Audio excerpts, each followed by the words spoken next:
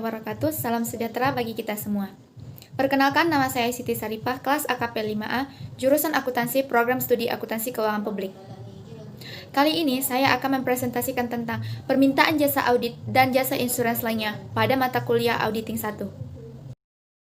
Pada materi permintaan jasa auditing dan jasa insurans lainnya, ada beberapa hal yang dibahas di dalamnya. Yang pertama, sifat auditing. Yang kedua, perbedaan akuntansi dan auditing. Yang ketiga, aspek ekonomi terhadap permintaan akan auditing. Yang keempat, jasa assurance.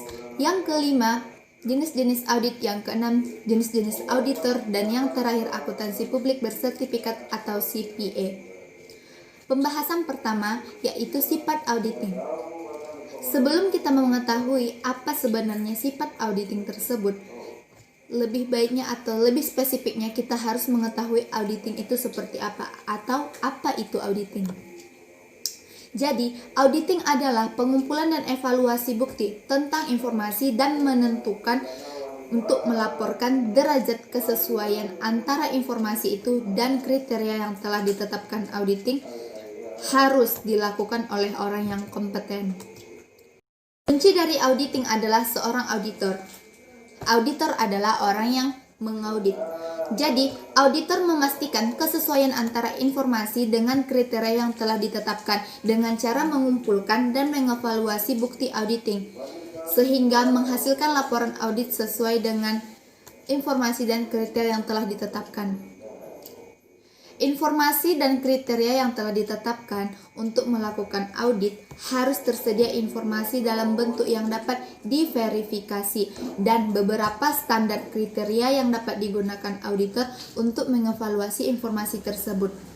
Biasanya auditor menggunakan FASB dan IASB untuk menentukan kriteria di dalam auditing. Mengumpulkan bukti dan mengevaluasi bukti. Evidence atau bukti merupakan setiap informasi yang digunakan auditor untuk menentukan apakah informasi yang diaudit menyatakan sesuai dengan kriteria. Bukti-bukti tersebut bisa berupa bukti transaksi, kesaksian lisan, komunikasi tertulis dengan pihak luar, observasi. Jadi bagaimana yang dimaksud dengan orang yang kompeten sebagai auditor atau auditoris yang kompeten?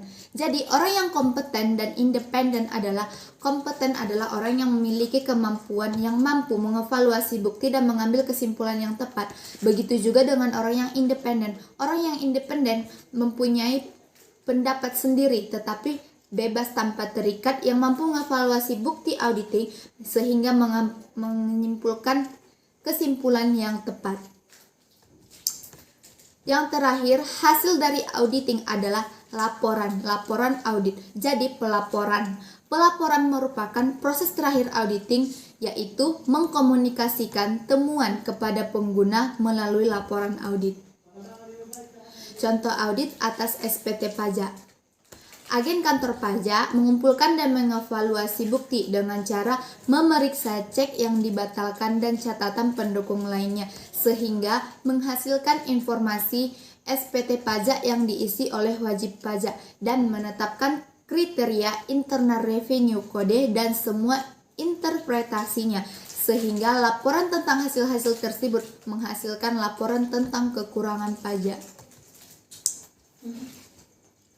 Materi selanjutnya, perbedaan antara auditing dan akuntansi. Perbedaan akuntansi dan audit bisa berupa 3. Yang pertama, metode, tujuan, pihak yang bertanggung jawab. Metode di dalam akuntansi adalah mengidentifikasi kejadian, kemudian mengukur, mencatat, mengklasifikasikan, dan meringkasnya dalam catatan-catatan akuntansi. Sementara di audit, memperoleh atau menilai atau mengevaluasi bukti yang berhubungan dengan laporan keuangan yang disusun oleh manajemen. Tujuan akuntansi menyediakan informasi keuangan yang digunakan untuk pengambilan keputusan, sedangkan tujuan auditing menyatakan pendapat tentang kewajiban laporan keuangan. Jadi, pihak yang bertanggung jawab terhadap akuntansi adalah laporan tanggung jawab itu adalah manajemen. Sementara laporan yang dikeluarkan oleh seorang auditor, pihak yang bertanggung jawab adalah editor sendiri. Perbedaan akuntansi dan audit itu selanjutnya berupa prosesnya. Proses akuntansi berasalkan dari transaksi, kemudian di jurnal, kemudian buku besar dan menghasilkan laporan keuangan. Sementara proses audit sebaliknya, laporan keuangan, kemudian buku besar, kemudian di jurnal dan menghasilkan transaksi. Perbedaan akuntansi dan audit berasalkan pedoman dan outputnya. Pedoman akuntansi adalah standar akuntansi keuangan atau SAK dan pedoman audit adalah standar profesional akuntansi publik atau SPAP. Output yang dikeluarkan oleh akuntansi berupa laporan keuangan dan output yang dikeluarkan oleh audit adalah opini atas penyajian laporan keuangan yang telah diperiksa ataupun laporan audit. Yang ketiga, aspek ekonomi dalam permintaan akan auditing. Auditing tidak mempengaruhi terhadap suku bunga, bebas resiko dan resiko bisnis, tetapi memiliki pengaruh signifikan terhadap resiko informasi. Misalkan, ketika sebuah bank memberi pinjaman, mereka akan menggunakan 3 faktor suku bunga. Yang besarnya itu ditentukan oleh 3 faktor. Yang pertama, suku bunga bebas resiko. Itu suku bunganya ditentukan oleh BI. Yang kedua, resiko bisnis bagi nasabah. Resiko terkait dengan jenis bisnis tertentu yang dapat mengakibatkan ketidakmampuan suatu usaha atau suatu bisnis tertentu tidak dapat membayar hutangnya. Yang ketiga, resiko informasi, yaitu keputusan bisnis yang salah diakibatkan oleh informasi yang tidak akurat. Penyebab risiko informasi, jauhnya informasi, bias dan motif si penyedia. Yang ketiga, data yang sangat banyak serta transaksi pertukaran yang sangat kompleks. Bagaimana cara mengurangi resiko informasi? Cara mengurangi resiko informasi yang pertama, pemakai memverifikasi informasinya. Yang kedua, pemakai berbagai informasi dengan manajemen. Dan yang ketiga, laporan keuangan yang sudah diaudit harus disesuaikan. Materi selanjutnya, jasa assurance. Jasa assurance adalah jasa profesional independen yang meningkatkan kualitas informasi bagi para pengambil keputusan. Jasa assurance pelakunya itu ada 2, yaitu akuntan publik dan profesional lainnya. Profesional lainnya terbagi dengan customer union, B3 online reliability, perangkat televisi nekrolog, dan perangkat radio arbitrario. Jasa atestasi.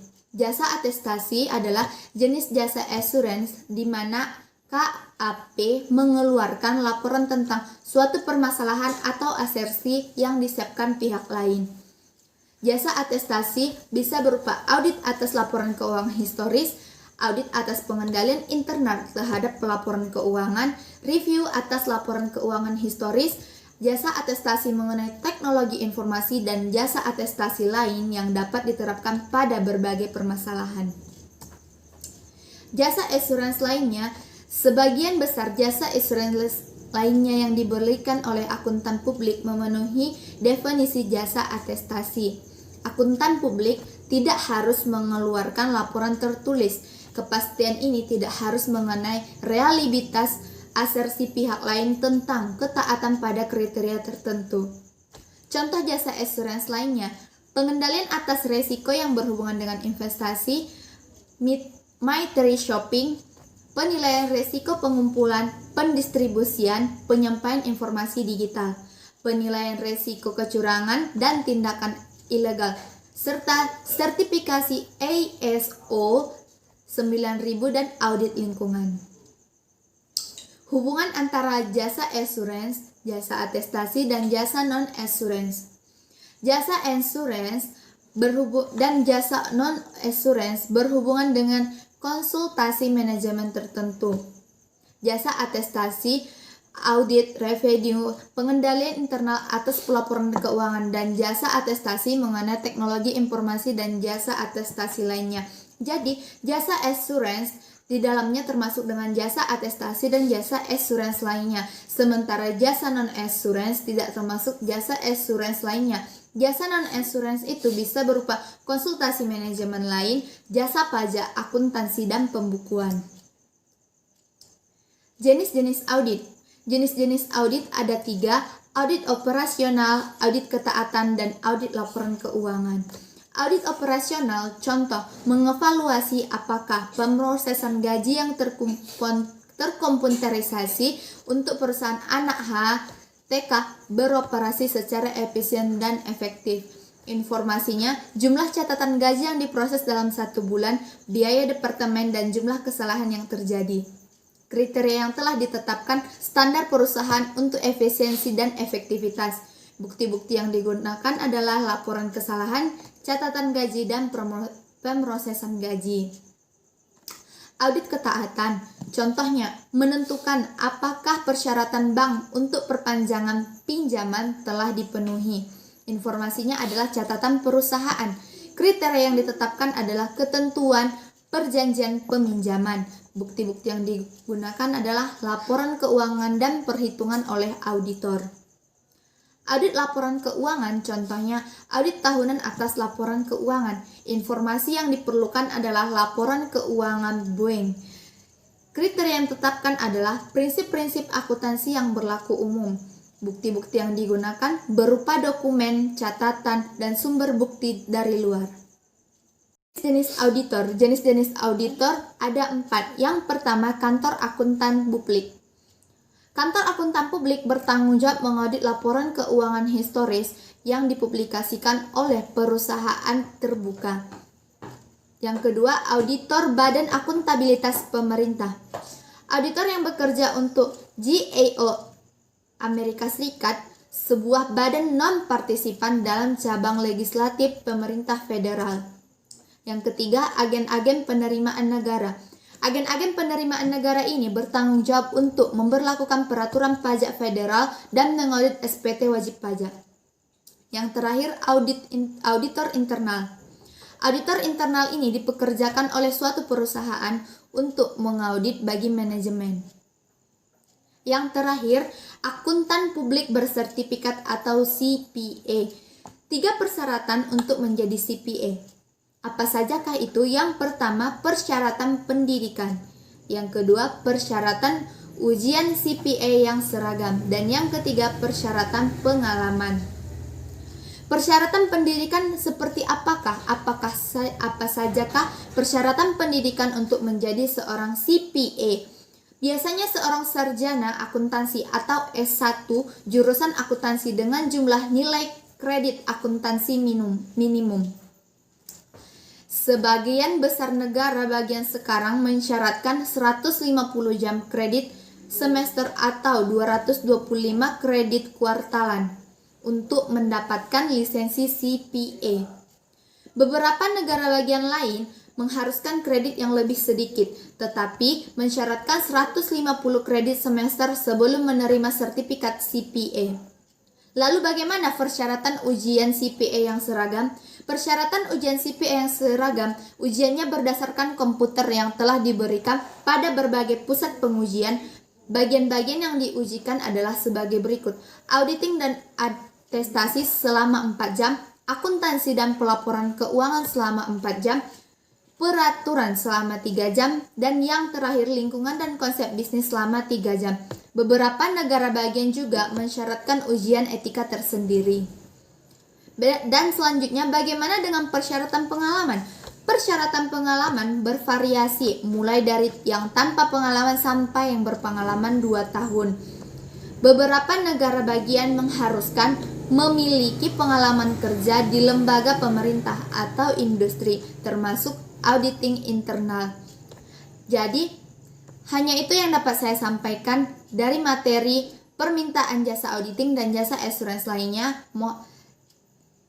Bila ada kata yang salah, saya mohon maaf. Wabillahi taufiq wal hidayah. Wassalamualaikum warahmatullahi wabarakatuh.